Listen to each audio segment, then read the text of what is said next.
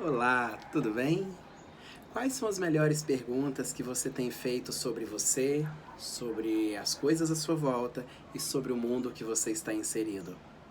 Eu sou Luiz Santos e eu vim aqui conversar com você sobre dicas simples que podem te ajudar a lidar com problemas, talvez com um pouco de ansiedade e quem sabe sair de situações delicadas através de boas perguntas. Obrigado por você estar aqui. Tenho muita satisfação em me conectar com pessoas como você, que estão sempre querendo dar um passo maior em direção aos seus objetivos, se desenvolver e, quem sabe, até ajudar outras pessoas. Existe uma passagem na Bíblia que eu gosto muito, que está no livro de Gênesis, no capítulo 3, no verso 9, que fala muito sobre esta qualidade das perguntas. E vou utilizar essa expressão bíblica para poder contextualizar, pois ela é muito favorável para nós termos alguns bons entendimentos. Gênesis 3:9 está escrito assim: E chamou o Senhor Deus a Adão e disse-lhe: Onde estás? Essa primeira pergunta ela está inserida num contexto em que Adão havia comido do fruto proibido que Eva havia lhe oferecido após o relacionamento, após o diálogo que ela teve com aquela ilustração da serpente trazida no livro de Gênesis. Por que isso é importante? Dado que eles já tinham recebido a orientação do próprio Deus de que do fruto daquela árvore eles não deveriam comer porque certamente morreriam, eles já tinham uma orientação. E quando algo lhes acontece, nós, humanos, muitas vezes com uma visão simplificada da vida, poderíamos nos aproximar de quem cometeu um ato falho e lhes dizer: por que você fez o que você fez? Ou criar uma acusação ou uma afirmação que trouxesse um pensamento ainda mais negativo para uma situação muito delicada. E o próprio Deus nos dá uma orientação maravilhosa. Ele continua o diálogo. E ele disse: ouvi a tua voz soar no jardim e temi, porque estava nu, e escondi-me. E Deus disse, olha o que Deus diz: quem te mostrou que estavas nu? Comeste do fruto da árvore de que ordenei que não comestes?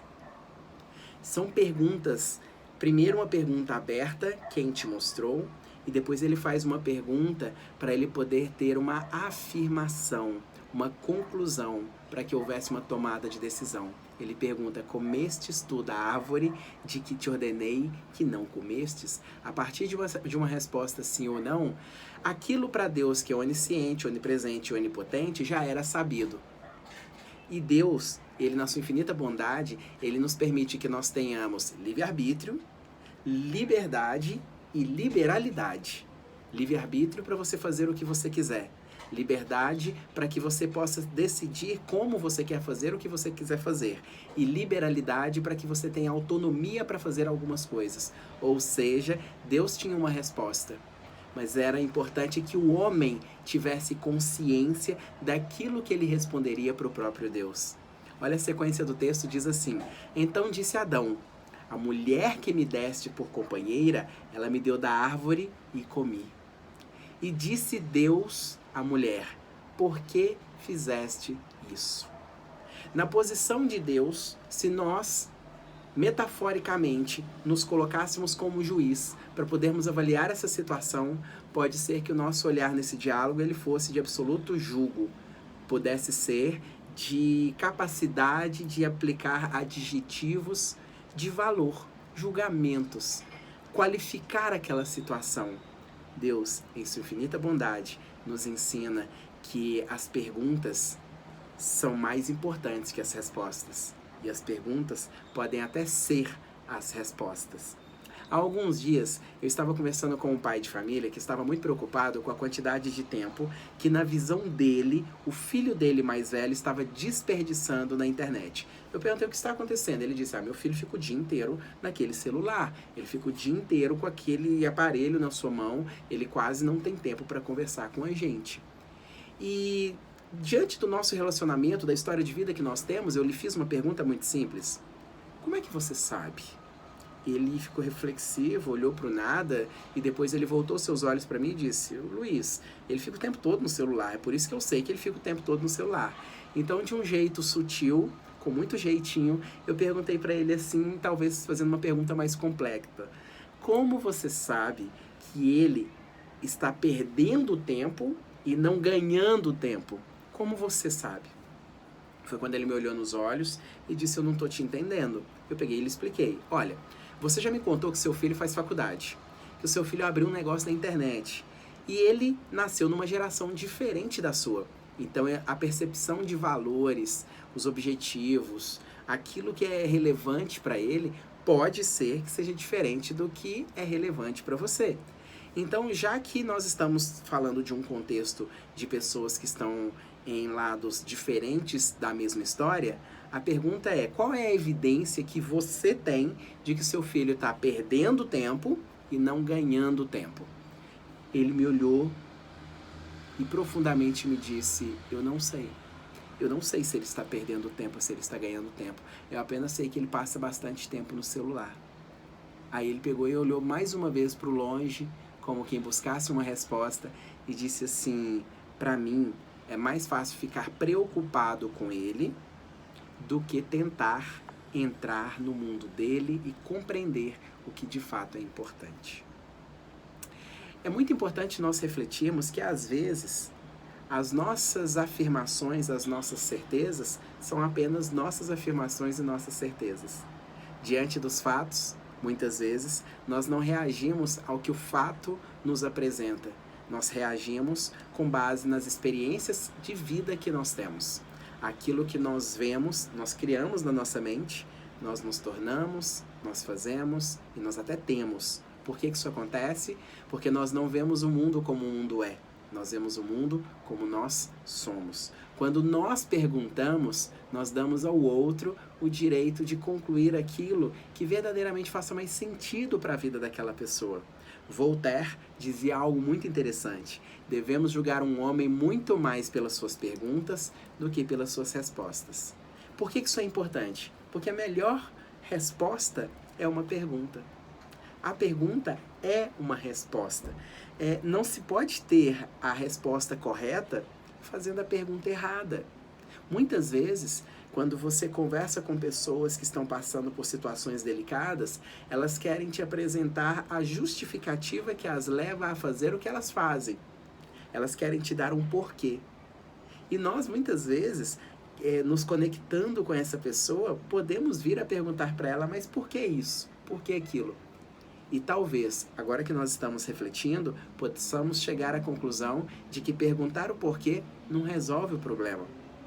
Talvez descobrir a causa não resolva o problema. Talvez descobrir como aquela pessoa faz o que faz, as motivações que as levam a fazer o que elas fazem, pode ser que traga para você um entendimento de que vocês estão em mundos diferentes, e que as suas certezas, embora estejam certas para você, podem não ser as certezas do outro.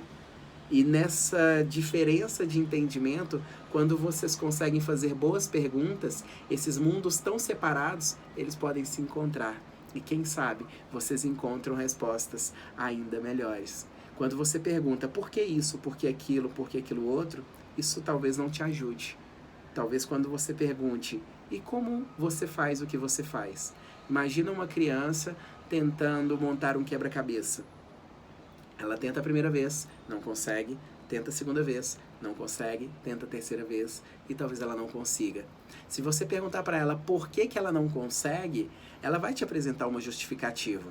Pode ser porque ela se acha burra, pode ser porque ela acha que o jogo é muito difícil, pode ser porque ela acha que ela não foi treinada, não aprendeu o suficiente, que você não dedicou o tempo suficiente para ela aprender aquilo que ela está se propondo a fazer. Ela vai te apresentar uma justificativa. Agora, experimente ao contrário de perguntar por que ela não conseguiu, pedir para que ela te diga como ela faz para montar o quebra-cabeça. E ela vai te contar uma história, o que ela vê, o que ela ouve, o que ela sente. Neste processo, quando ela vier a te contar uma história, talvez você venha a perceber de que a forma como ela vê o quebra-cabeça possa ser uma forma única, criativa, repleta de possibilidades, que se você não tivesse perguntado, jamais saberia. E como há um objetivo final na cabecinha dela de montar o quebra-cabeça, pode ser que agora você entenda que a pergunta é a resposta. E quando nós conseguimos fazer a pergunta correta, quando nós conseguimos verdadeiramente entrar no mundo da pessoa com a pergunta correta, nós entramos na aventura da descoberta. Quando se tem boas perguntas, nós podemos parir boas ideias. Sócrates fazia muito disso mais de 300 anos antes de Cristo. Quando ele utilizava o processo da maiêutica, o processo de fazer perguntas, aquele processo que é semelhante a um parto em que uma criança vem à luz, ele, através de perguntas, ele gera novas possibilidades. E essas novas possibilidades podem fazer com que a configuração de mundo do outro seja explícita para você. E aquilo que outrora achava que era uma verdade, pode não ser mais uma verdade, e sim uma nova possibilidade. Imagine, anos atrás alguém perguntou como poderia ser criada uma máquina mais leve do que o ar, e criaram um avião. Também perguntaram como que você poderia vender para o Brasil inteiro sem necessariamente ter vendedores em todos os lugares. Criaram o telemarketing. Talvez a pergunta que nós menos fazemos seja: por que eu acabei me acostumando em ser a pessoa que eu estou sendo, se eu posso ser uma pessoa melhor? Se eu posso ser uma pessoa melhor, por que eu não luto por isso? O que me impede? E há perguntas ainda melhores. Como eu poderia facilmente, simplesmente, me tornar uma pessoa melhor? Já pensou nisso? As perguntas, elas podem te ajudar a construir uma nova história. Quando você faz boas perguntas, novas possibilidades são construídas. Boas perguntas com novas possibilidades te dão novos insights. Quem sabe, para uma transformação de vida, nós devamos parar de perguntar por que fazemos isso e passarmos a perguntar como nós poderíamos fazer o que nós realmente gostaríamos. Como seria? Como nos sentiríamos? Como isso seria maravilhoso. Para nós fecharmos, uma pergunta para você. Se sua vida fosse um filme, como você gostaria que fosse o último capítulo? Um beijo no teu coração. Paz e prosperidade.